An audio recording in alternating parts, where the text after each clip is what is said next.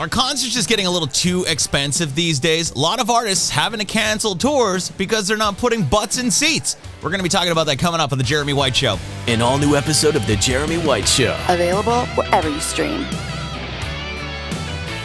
Well, welcome to The Jeremy White Show. Make sure you like and subscribe to get more cool stuff like this. Lots of artists are being forced to cancel their concert tours these days because tickets just aren't quite selling the way they were expecting to. The latest news this week out of the rock world specifically. I mean, are they a rock band? I think they're more like mainstream, more pop these days, right? I mean, the Black Keys were set to go on a major tour this summer, and I'm just reading some of the stats here. The Black Keys now apparently also fired all of their management team, so that was a big headline this week. So the guys were supposed to go on this big North American tour. They're going to be playing arenas, all the big ones, Madison Square Gardens, the Bell Centers in Montreal, TD Garden in Boston, big arena shows, like proper arena shows, NHL arenas. I think it was a bit of an overreach because their latest record kind of fell flat. Not much promotion around this tour. I asked a lot of fans and a lot of friends in my circle, hey, do you hear about the Black Keys? They're like, I didn't even know they had a new album. Didn't even know they were going on tour. Wait, they were supposed to come here? I don't know what's going on. They really didn't do much press, or at least if they did a lot of press, they didn't do the right ones. And a lot of bands are honestly guilty of this these days. You email a publicist, hey, gotta get them on my show. Oh, well, you're not Good Morning America. Well, I honestly don't think fans of the Black Keys are getting up and watching Good Morning America. They're watching podcasts like The Jeremy White Show, listening to shows like this, grassroots kind of shows with actual fan bases that cater to the artist's fans of real music, fans of the artists themselves, in-depth conversations. For some reason, they just like to go in the places that give them the fluff pieces, like the Good Morning Americas or the CBS This Morning, stuff like that. I think it's a little out of touch on the publicist side, but that's just me. I work with a lot of great publicists, not throwing shade. Fans speculated that the move was pretty much due to low ticket sales. And I got to say, this is happening more often than not. If you think bands are canceling just for the reasoning of, you know what, we just don't feel like going on the road this summer, we just decided to stay home instead, they're lying. They're not putting butts in seats. Jennifer Lopez was the latest one to do this. First of all, she announced this world tour. She put out a brand new record. It flopped. Did nothing. Even CHR, Top 40, Hot AC, Adult Contemporary, your light FMs, they weren't even playing any of these songs, okay? Then she announces this tour, playing arena shows, and she basically said, we're going to be celebrating this new album, going to throw in a couple of the old songs, and people are like, no, if I'm going to go see J-Lo, I want to hear the classics. I want to hear the Jenny from the Block and If You Had My Love. So then she turns it into the Greatest Hits tour. That wasn't enough to put butts in seats. So then she said, all right, I'm just going to flat out cancel it. Reason being, I want to spend time at home with my family. I think we all know that that's just the cover at this point. A lot of these artists I think it's a bit of a stretch for them to be even playing arenas. J-Lo, if she went to Vegas, did a residency at Planet Hollywood, absolutely, she would kill it. People would flock to Vegas to go see Jennifer Lopez. Shania Twain, killing it in Vegas. Carrie Underwood, killing it in Vegas. But these are artists that have had more than, 3 songs on the radio and are actually global phenomenons, not known just for their movies or their relationships. These are artists. I got to say, I really wasn't surprised when J-Lo canceled her tour. The Black Keys, I think it was a bit of a stretch. They haven't really had a top 40 rock hit in quite a few years. This new album really not doing much. I just don't think they're at the arena level anymore. I think it was a bit of a stretch. Another tour that got announced this week, which is a bit of a stretch to me, Cyndi Lauper announcing her farewell tour. It's going to be her final tour. And I got the press release that said Cyndi Lauper with special guests. First of all, she didn't announce who the special guests are. Cyndi Lauper, maybe a theater act at best. No. Arenas. They announced arenas. Even in my group chat with 2 music buddies of mine, they're like, did you get this press release? Cyndi Lauper, the Bell Center in Montreal? How the heck are they going to fill the Bell Center? 15,000 with Cyndi Lauper. Last time she came to the city, I think she played Place des Arts. It's about 2,500, 3,000 at most. That's maybe even like a stretch there. Maybe I'm even over-calculating that. But there's no way Cyndi Lauper on her own is going to do the Bell Center. Maybe if they put the stage at half center ice and then just keep it to the lower bowl in the floor, they're not going all the way up to the 200s and 300s. They're not going to be opening up those upper sections for sure. If they even manage to sell it out, I could see that even getting reduced to the smaller arena, the Laval Rockets arena. which is a smaller place where you're either going to play, the club or the Bell Center. For the longest time in our city, there wasn't something in between. Then they had Place Bell and Laval built, which is where the farm team of the Montreal Canadiens plays. And I've seen great shows there. Styx just played there recently. ZZ Top and Cheap Trick, I saw them there last summer. So not necessarily giant arena act anymore, but still were able to fill the place. And it had to be at least, 5,500, 6,000, maybe 75. That's still a great draw in a place like that. But Cyndi Lauper playing in a Bell Center? She's also really stoked because it's going to be her first ever headline show at Madison Square Garden. So I don't know, man. If they don't announce these special guests anytime soon, I mean, today's Saturday, June 8th. Tickets went on sale yesterday. My reports and from people I'm hearing from, tickets looking pretty soft at a lot of these shows. And on top of it, they're announcing these shows pretty far out for a lot of tours, expecting people to buy in advance. I don't think people are buying tickets far in advance the way they used to, especially with dynamic pricing.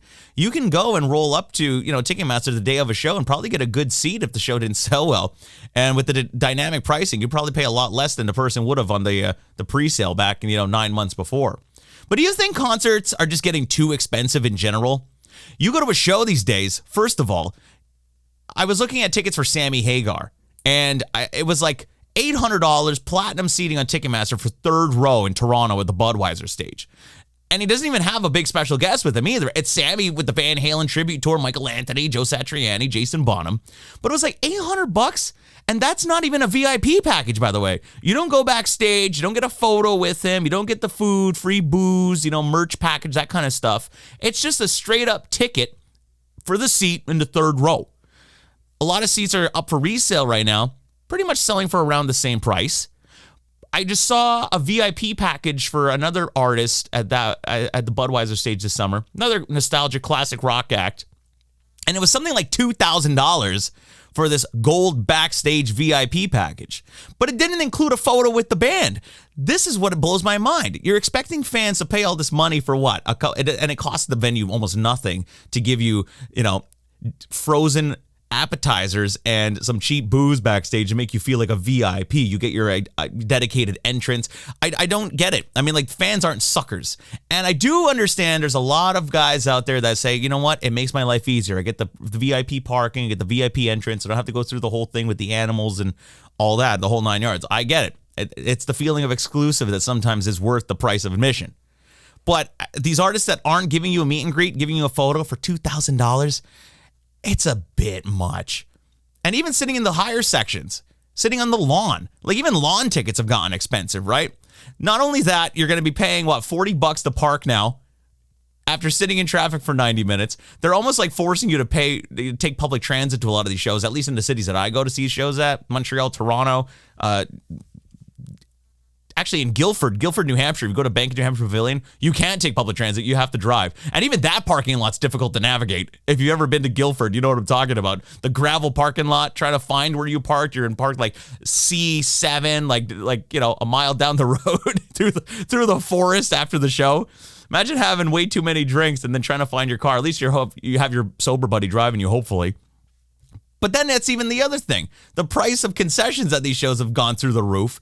You're paying, a couple of $100 for your ticket. You're paying at least $60 for a t-shirt these days. Maybe you got enough money you want to buy the autographed drum skin that's $200.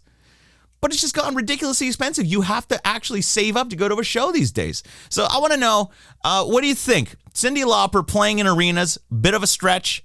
These artists, like the Black Keys, who had to cancel their tour because they just weren't filling arenas, putting butts in seats. They also announced that they're going to reschedule that tour and perform more intimate shows. Intimate, keyword, smaller venues for their fans. And they also fired their entire management team because I think they overcalculated and they're like, okay, somebody's doing something wrong here.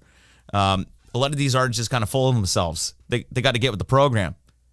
People just can't afford to be paying all this money to go to a concert. I talked to Zach Myers from Shinedown, and I completely understand the economics of touring. I completely understand that these bands have bills to pay, but even he talked about how they have tons of bills to cover when they're on the road, and they're also trying to keep it economically friendly for the fans to go see their shows. Here's what he had to say. You got to think that most bands you see that you think are making all this money, the biggest band, doesn't matter, takes 70% of that money away off the jump.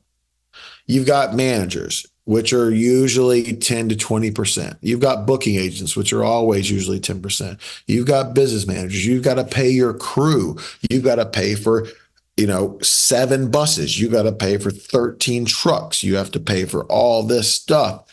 And that's not even before you bring your production in. That's just getting your production around. So it's become wildly expensive to tour. We still do it so much. But yeah, I mean, sometimes like these bands canceling all these European tours last year, I was like, I get it, man. You can't afford it. You can't and why go somewhere and just lose, $350,000?